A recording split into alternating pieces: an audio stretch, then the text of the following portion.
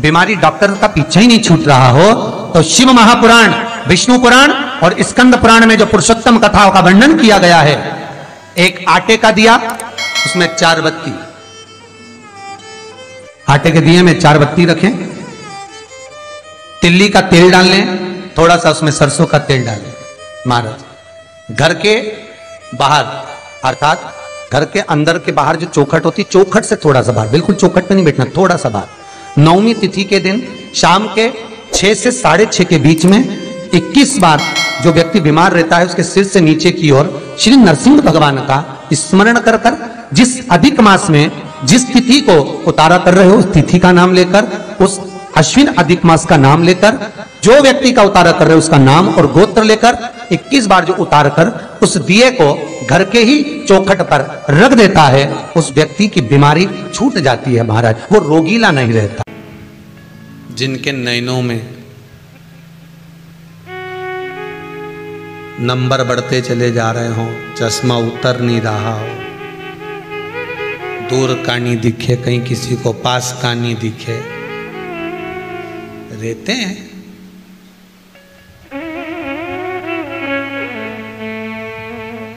उसके लिए भी शरद पूर्णिमा के दिन तुलसी की जो डंडी होती है, तुलसी जैसे बेलपत्र की जो ये डंडी है, ऐसे ही तुलसी का जो पत्ता होता है, उस पत्ते की जो डंडी होती है, उस डंडी को चंद्रमा को देखा जाता है, उस डंडी की जो कोर होती है उस कोर को दृष्टि से मिलाया जाता है। शरद पूर्णिमा की रात्रि ठीक 12 बजे आप चंद्रमा की, जैसे चंद्रमा का भाग, उस चंद्रमा के भाग को आप उस डंडी के भाग से निहारने का प्रयास करिए। महाराज घर में आइए, घी का दिया लगाइए, उस घी के दीप को लगाने के बाद पूर्णिमा के दिन उस पर एक प्लेट थोड़ी तिरछी कर कर रख दो, जिससे उसकी कालोच, काय की, उस दीप की, घी के दीप की कालोच उस प्लेट पर आ जाए। थोड़ी सी कालोच ले लीजिए, 5-10 मिनट में आ जाएगी। उसको गाय के घी में मिलाकर आंखों में सुरमा लगाकर रात्रि को सो जाइए। 3 दिन बाद आप महसूस करेंगे कि नेत्र की ज्योति बढ़ना प्रारंभ हो रही है। नेत्र की, अब इस प्रयोग को करने में कोई धन लगा तुम्हारा? अरे बोलो तो सही, कोई दौलत लगी तुम्हारी, कोई संपदा, या फिर तुमने सियोर वाला महाराज के लाके खूब बटोर के दे दिया, कुछ लगा? नहीं। तुम करोगे, लाभ तुम्हें मिलेगा।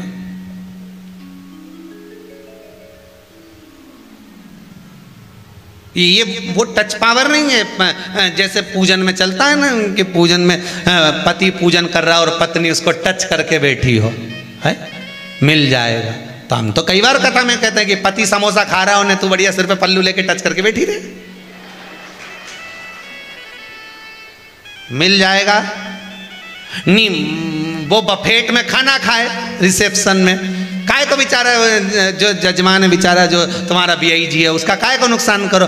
एक प्लेट उठा, क्योंकि आज के ज़माने में प्लेट ही महंगी है, 500 की एक चढ़ती होगी, कितने की चढ़ती होगी, जो केटरिंग में देते हैं ना 500-300 की एक, अब 300 का नुकसान। तो प्लेट एक उठा और पति जी में उन्हें तुम सिर पर पल्लू लेके टच करके ने वो गुलाब जामुन खाए न स्वाद तुझे आए, वो इमरती खाए न मुंडा में जाए, न जलेबी खाए तो सीधे, न वो गोलगप्पा वो खाए न तुम्हारे मुंह में जाए, तो ऐसा होए?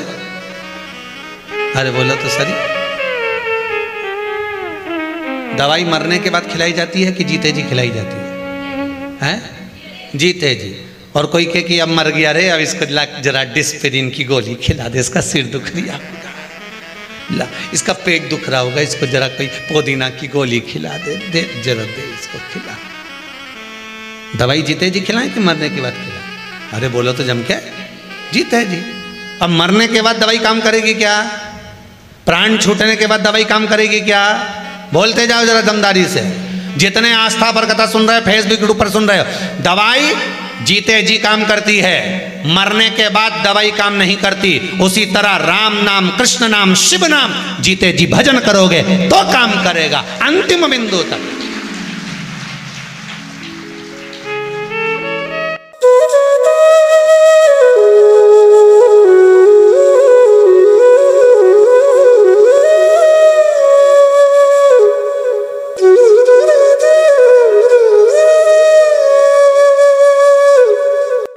बहुत प्रिय, वो शिव जी के मंदिर में आता और बहुत सेवा करता, तो भगवान का बड़ा प्रिय था।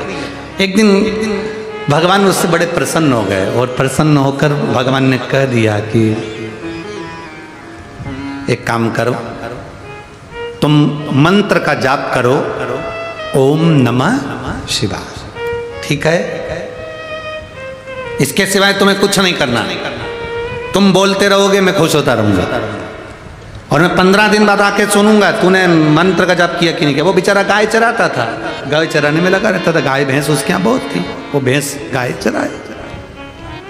अब एक दिन भैंस चराते चराते चराते चराते मंत्र बोलता रहा, ओम नमः शिवाय, ओम नमः शिवाय, ओम नमः शिवाय। एक दिन उसकी भैंस चली गई आगे, ढूंढता रिया। अब भैंस गई तो मंत्र भूल गया। इतने में कोई आके बोला, ओए वो तेरी भैंस जाए। वो दौड़ कर गया, भैंस पकड़ी, भैंस तो पकड़ी, इसने इसी के चरण पकड़ ली। भैया मैं कोई मंत्र बोल रहा था, तुझे याद है क्या? हाँ तू कुछ चिल्ला तो रहा था, ओम भैंस जाए। उसने कहा यही मंत्र था, उसने जपना प्रारंभ करा, ओम भैंस जाए।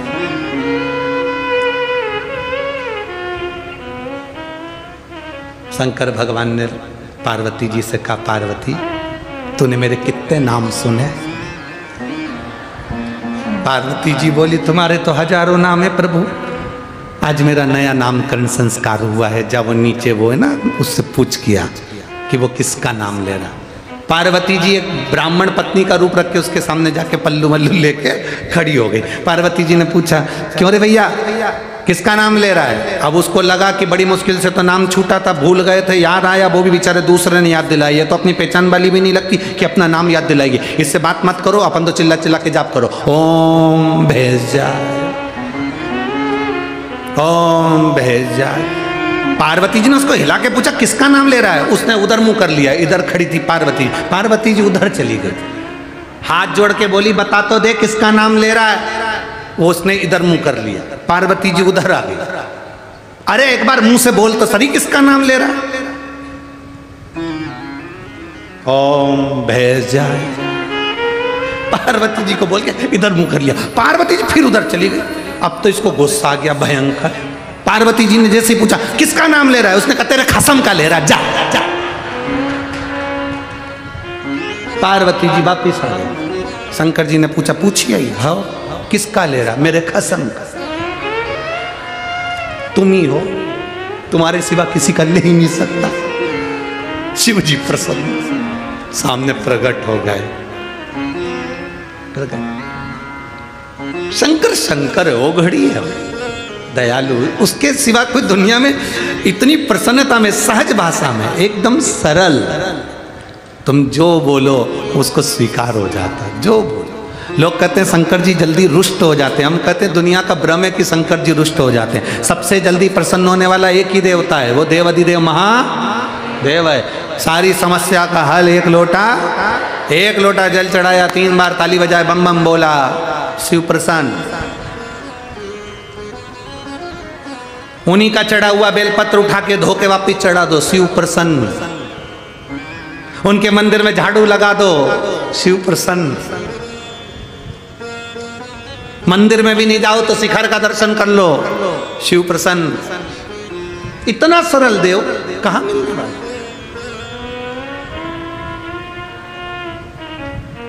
कहां मिलेगा?